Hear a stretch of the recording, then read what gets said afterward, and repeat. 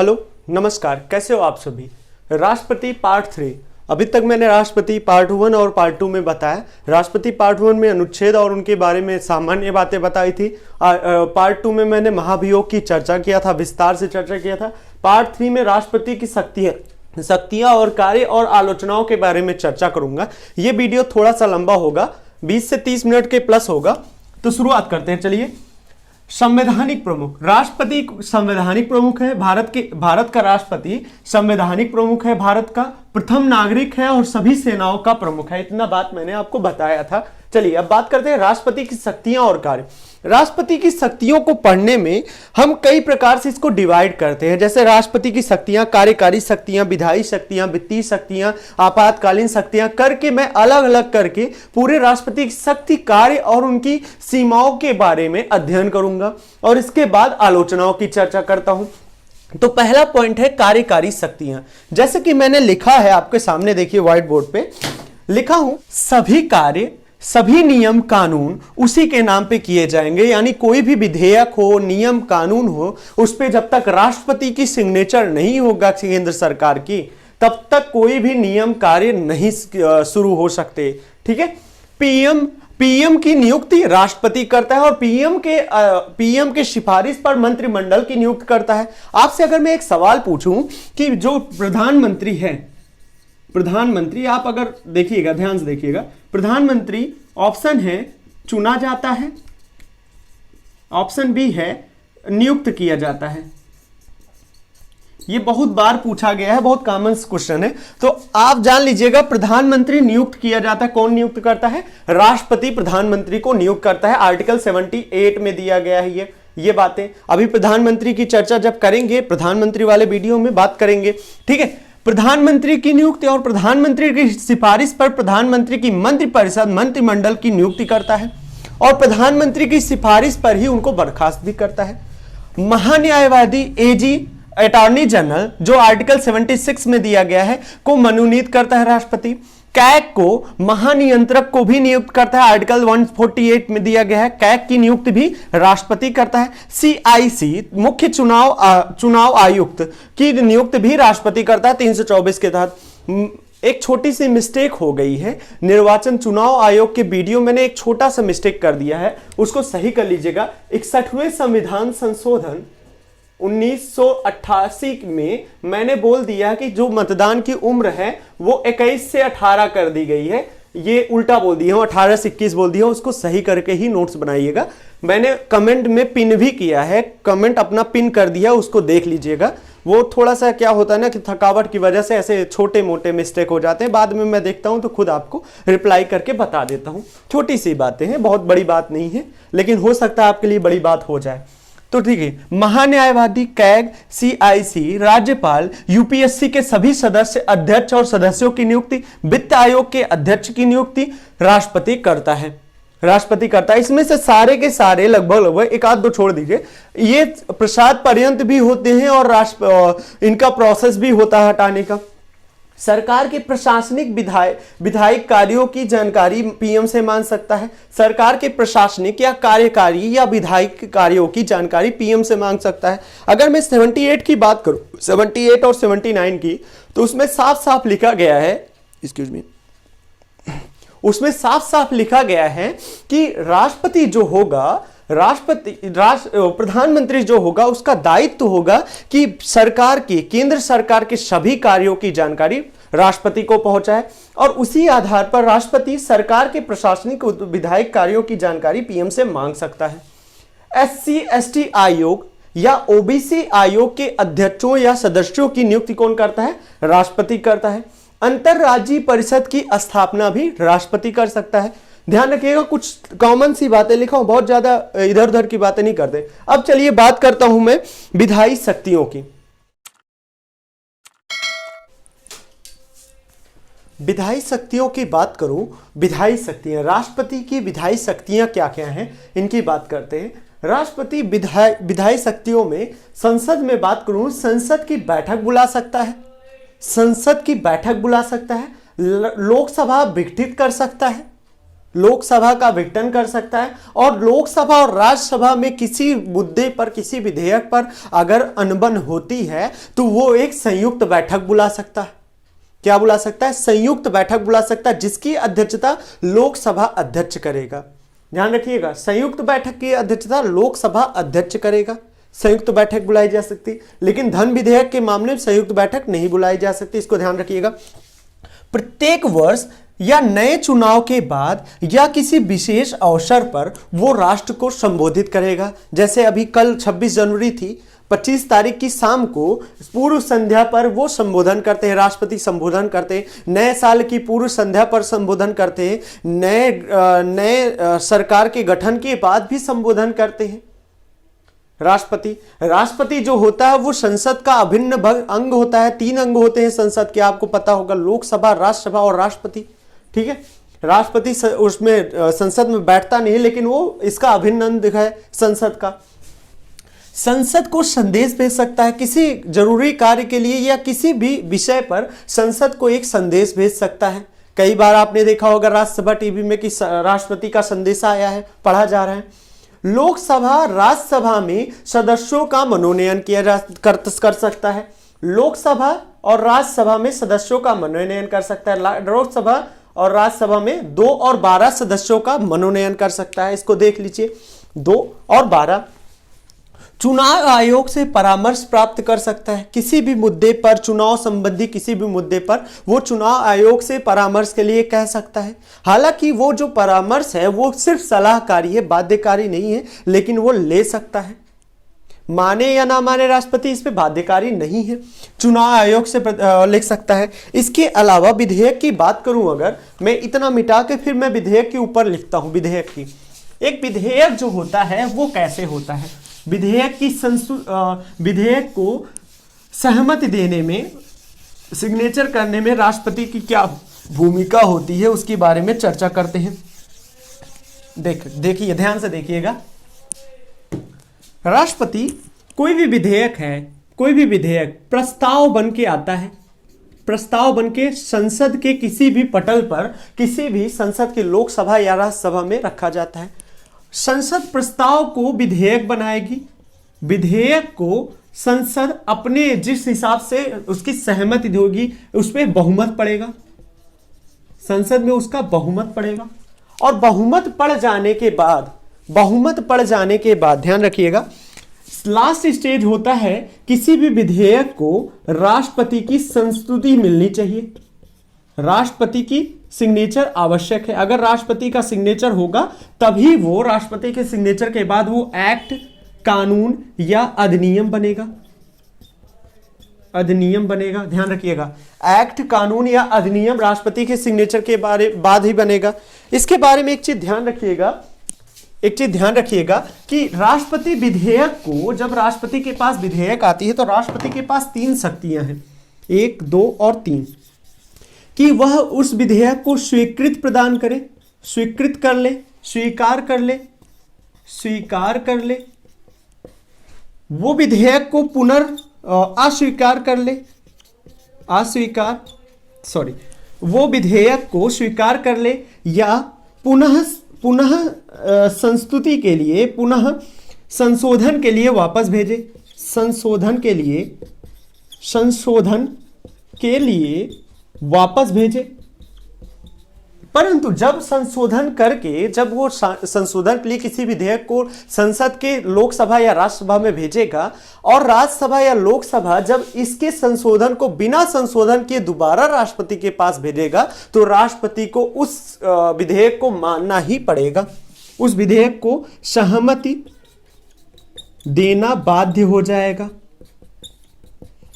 फिर से देखिए, या तो किसी भी विधेयक को वो स्वीकृत या स्वीकार कर सकता है, या संशोधन के लिए वापस भेज सकता है। परंतु संशोधन के बाद, चाहे उसमें संशोधन हुआ हो चाहे नहीं, दोबारा जब वही विधेयक राष्ट्रपति के पास आएगा तो उसको बाध्य है, वो सहमति देना उसके लिए बाध्य है। हालांकि धन विधेयक के मामले में वापस लौटाने का अधिकार नहीं होता, और अस्वीकार करने का भी एक अधिकार होता है, अस्वीकार करने का भी अधिकार नहीं होता, क्योंकि क्योंकि धन विधेयक के मामले में राष्ट्रपति पहले से ही सहमति देता है। यहां पे लिखा हूं, ये देखिए धन विधेयक की पूर्व सहमति पर। तो ये उम्मीद है कि ये एक मोटा मोटा आइडिया लग गया आपको। इसके बारे में एक चीज और देखिए, जैसे कोई राज्य में, किसी भी राज्य में कोई प्रस्ताव आता है राज्य विधानमंडल पे, राज्य विधानमंडल प्रस्ताव आया, विधेयक बना, विधेयक का बहुमत हुआ, उसके बाद राज्यपाल की सहमति हुई।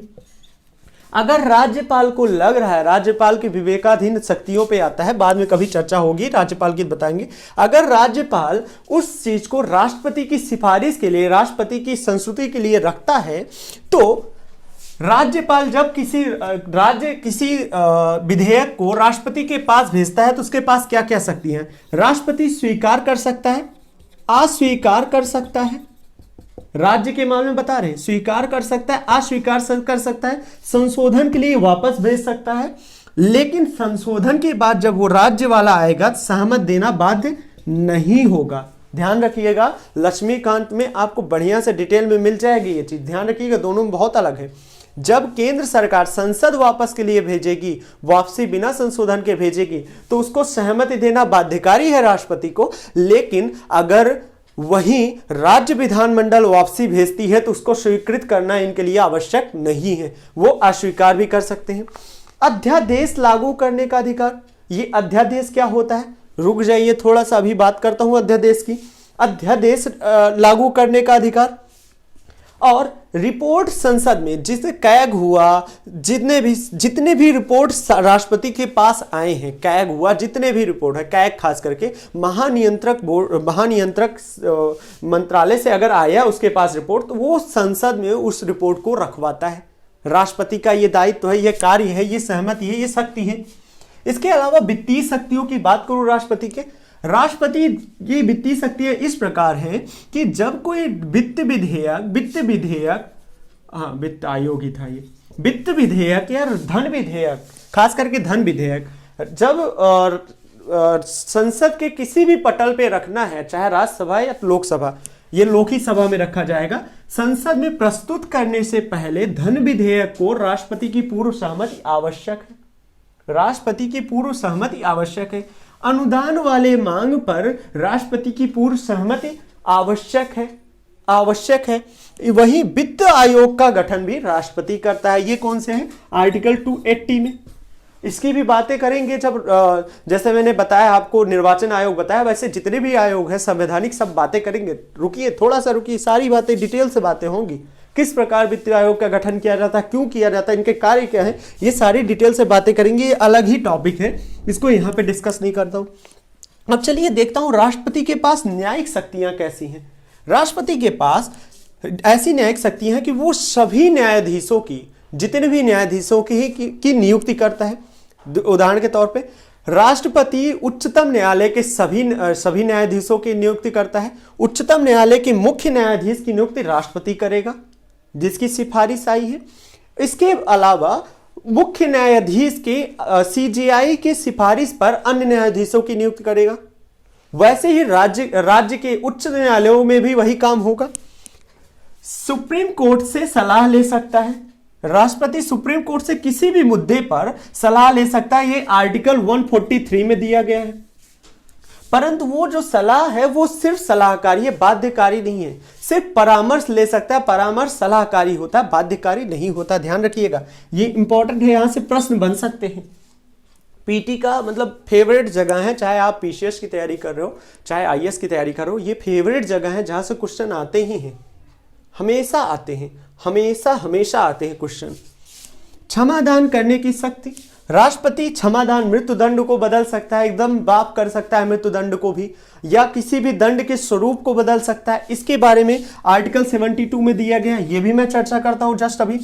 इसके अलावा आपातकालीन शक्ति के बारे में, आपातकालीन शक्तियां 3 प्रकार के आपातकाल होते हैं, आपातकाल के वीडियो में डिस्कस करूंगा। आपातकाल 3 प्रकार के होते हैं, उससे संबंधित राष्ट्रपति की शक्ति है।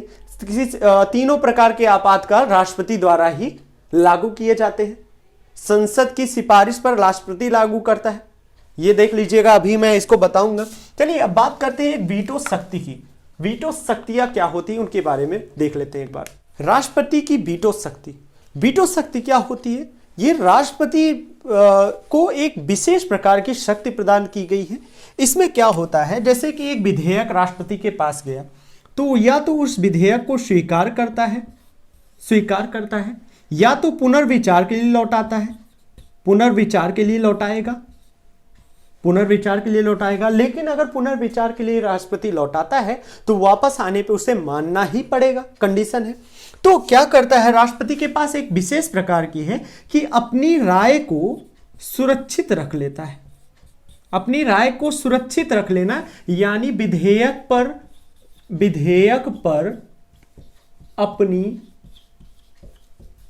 राय सुरक्षित रख लेना क्या कहलाता है, वीटो पावर है राष्ट्रपति के पास, कि ना तो हाँ बोल रहा है ना तो नहीं बोल रहा है, बस ठंडे बस्ते में डाल देना। तो राष्ट्रपति की वीटो शक्ति 4 प्रकार की है, जो कि आपके व्हाइट बोर्ड पे मैंने लिख रखा है। अत्यधिक वीटो, विशेषित वीटो, निलंबनकारी वीटो और पॉकेट वीटो। इसमें से विशेषित वीटो यानी मॉडिफाइड वीटो भारतीय राष्ट्रपति के पास उपलब्ध नहीं है, और तीनों वीटो भारतीय राष्ट्रपति के पास उपलब्ध है। ये केवल अमेरिकन राष्ट्रपति के पास ही उपलब्ध है, भारत के राष्ट्रपति पर उपलब्ध नहीं है। ध्यान दीजिएगा। अत्यधिक वीटो में क्या होता है, राष्ट्रपति किसी भी विधेयक को यहां पे जो शब्द लिखा है मैं पढ़ के बताता हूं, विधेयक पारित करने पे अपनी राय सुरक्षित रखता है। अपनी राय सुरक्षित रखेगा सिर्फ नॉर्मल चीजों में, जैसे कोई गैर सरकारी विधेयक हुआ या सरकारी विधेयक पर अपनी राय को सुरक्षित रख लिया राष्ट्रपति, तो वो अत्यधिक वीटो हुआ। विशेषित वीटो पे विशेष 3/4 बहुमत से यानी 3/4 बहुमत से इसको रद्द किया जा सकता है, विशेषित वीटो है। इस प्रकार के वीटो की पावर भारतीय राष्ट्रपति के पास नहीं है, केवल अमेरिकन राष्ट्रपति के पास है। निलंबनकारी वीटो, पॉकेट वीटो को भी वही अपनी राय को बस अपने जेब में रख लिया, पॉकेट वीटो। लेकिन पॉकेट वीटो के बारे में एक चीज ध्यान दीजिएगा, भारतीय राष्ट्रपति के पास पॉकेट वीटो के संबंध में समय सीमा नहीं है, कितने भी समय तक रख सकता है। जबकि अमेरिकन राष्ट्रपति के पास, यूएसए के राष्ट्रपति के पास 10 दिनों की समय सीमा है कि 10 दिनों के अंदर उनको स्वीकार करना ही पड़ेगा, अपने निर्णय देने ही पड़ेंगे यूएसए का। इसलिए एक सवाल आया था मेंस में कि भारतीय राष्ट्रपति की जेब अमेरिकन राष्ट्रपति की जेब से बड़ी है। फिर से सुनिएगा कि भारतीय राष्ट्रपति की जेब अमेरिकन राष्ट्रपति की जेब से बड़ी है, ऐसा प्रश्न बना था, आया था मेंस में, आया था आईएएस के मेंस में आया था। तो लोग पढ़ के इसको भावुक हो गए कि अरे क्या लिखा है, लेकिन था ये। तो यही पॉकेट वीटो की बात करते हैं। अत्यधिक वीटो की अगर उदाहरण देखूं तो 1954 में डॉक्टर राजेंद्र प्रसाद ने PEPSU विनियोग विधेयक को रोक लगाया था, अत्यधिक वीटो लगा दिया था। और 1991 में ज्ञानी जेल सिंह ने वेतन और भत्तों, संसद के वेतन भत्तों के लिए ये वीटो का प्रयोग किया था। वहीं पॉकेट वीटो का उदाहरण देखो तो 1986 में ज्ञानी जेल सिंह ने भारतीय डाक अधिनियम को अपने ठंडे जेब में डाल लिया था, बाद में ये अधिनियम ही रद्द हो गया। तो ये एक नॉर्मल सी बातें हो गई कि जो वीटो हो गया। ध्यान रखिएगा, निलंबनकारी वीटो के बारे में एक चीज और है कि इसे साधारण बहुमत से पुनः पारित कराकर निरस्त किया जा सकता है। ध्यान रखिएगा कि ये सारे वीटो धन विधेयक पर नहीं पारित होते, कोई भी प्रकार का वीटो धन विधेयक पर नहीं लगाया जा सकता है, क्योंकि धन विधेयक पे राष्ट्रपति पूर्व सहमति देता है। ठीक है, ये उदाहरण भी हो गए, ये वीटो भी हो गया। तो उम्मीद है आपको वीडियो बहुत ही अच्छी लगी होगी, प्यारी वीडियो लगा, बहुत ज़्यादा बड़ा नहीं, लेकिन मैंने लिमिटेड टाइम में ही आपको राष्ट्रपति की शक्ति और कार्य की बातें कर ली हैं। अब अध्यादेश और राष्ट्रपति की माफ़ करने की शक्ति, उसकी क्षमादान की शक्ति जो है, इस दोनों पॉइंट को मैं राष्ट्रपति पार्ट 4 पे डिटेल से डिस्कस करता हूँ। उम्मीद है आपको वीडियो पसंद आया है। आप मेरे टेलीग्राम चैनल को भी ज्वाइन करिए, जहाँ पे आपको डिटेल से मिल जाएगा, उसका भी नाम फ्यूचर विथ आशुतोष है। आप मुझे फेसबुक पे भी फॉलो कर सकते हैं, फेसबुक पे भी मेरा नाम फ्यूचर विथ आशुतोष है। और बाकी कुछ छूट रहा है तो आप एक बार कमेंट में देख लीजिएगा और एक बार डिस्क्रिप्शन चेक कर लीजिए, जहाँ पे आपको डिटेल से सारे क्लास के लिंक मिल जाएंगे प्रीवियस क्लास के। और अपने कमेंट करके मुझे बताइए कि आपको मेरी क्लासेस कैसी लगती हैं। मैं कोशिश करता हूँ आपको अच्छी से अच्छी शिक्षा व्यवस्था करा सकूँ, आपको एक हिंदी माध्यम के लिए, IAS PCS के लिए, हिंदी माध्यम के लिए एक अच्छी सी क्लास प्रोवाइड कर सकूँ। आप अपने कमेंट मुझे करके बताइए कैसी लगती है आपको मेरी क्लास। दूसरी बात, आपको अगर क्लास लग रही है तो आप मेरे क्लासेस को शेयर किया करिए अपने व्हाट्सएप, फेसबुक, चाहे जहाँ पे भी शेयर किया करिए, जिससे लोगों तक ये पहुँच सके। मेरा जो टैग लाइन है आपने देखा होगा, मेरा जो टैग लाइन है कि सभी के सभी को निःशुल्क रूप से शिक्षा मिल सके। मेरा टैग लाइन ये भी है कि आर्थिक रूप से पिछड़े लोगों को मैं, दूर दराज के लोगों को अपनी शिक्षा को पहुँचा सकूँ, उनको फ्री में कोचिंग, एक तरीके से फ्री कोचिंग प्रोवाइड करा सकूँ, फ्री क्लासेस प्रोवाइड करा सकूँ। इस चीज़ के लिए आपका सहयोग बहुत ही आवश्यक है। प्लीज़ वीडियो को शेयर किया करिए, अच्छे कमेंट किया करिए और मुझे भी मोटिवेट करिए। मैं भी आप ही के बीच में रहने वाला आपका छोटा ही भाई हूँ, आपका छोटा भाई ही हूँ। यहाँ पे आपको प्रोवाइड कर रहा हूँ, मुझे मोटिवेट करिए। आप लोग, मोटिवेट कहने का मतलब है कि अच्छे कमेंट करिए, लोगों के साथ शेयर करिए। जितने ज़्यादा से ज़्यादा लोग देखेंगे ना आप, उतना ही अच्छा लगता है वीडियो को। और दूसरी चीज़, मैं चाहता हूँ कि अब मेरी मेहनत जिस हिसाब से हो रही है, चाहे ये पता नहीं क्या कहना चाहिए या नहीं, मैं चाहता हूँ कि कम से कम हर वीडियो पे के जरूर लग जाए, 1K लग जाए। ये मेरा है कि थोड़ा सा मेरी मेहनत दिखते भी लगे। परिवार में भी होता है कि अरे यार मेहनत कर रहे हो, आपकी वीडियोस नहीं देख रहे हैं, तो कम से कम के लग जाए तो अच्छा लगने लगता है कि हाँ मेरी मेहनत सफल हो रही है और कुछ स्टूडेंट्स भी बढ़ रहे हैं। बाकी आप लोगों का सहयोग, आप कमेंट करते हो, आप कॉल भी करते हो, आप मैसेज भी करते हो, टेलीग्राम पे भी मैसेज करते हो, बहुत अच्छा लगता है। सीरियसली बता रहे, तबीयत खुश हो जाती है जब आप कहते हो सर आप बहुत अच्छा पढ़ाते हैं, आपके वीडियो से मुझे हेल्प मिलता है। तो इसी उम्मीद के साथ मैं लगातार लगभग कोशिश कर रहा हूँ हर दिन आपको वीडियो प्रोवाइड करूँ। चलिए फिर मिलते हैं नेक्स्ट क्लास में। आपको राष्ट्रपति का वीडियो मिलेगा, उसके पहले अभी हो सकता है नेक्स्ट क्लास जो हो वो या तो इंडियन मैपिंग की क्लास होगी या तो NCERT 10th वाली क्लास होगी। फिर इसके बाद मिलेगा, एक के बाद एक गैप पे मैं करता हूँ कि इसके बाद दूसरा, दूसरे के बाद उसको, दोनों को एक, 2-3 को एक साथ लेने की कोशिश करता हूँ। बाकी आपको क्लास की लिंक नीचे मिल जाएंगी। धन्यवाद।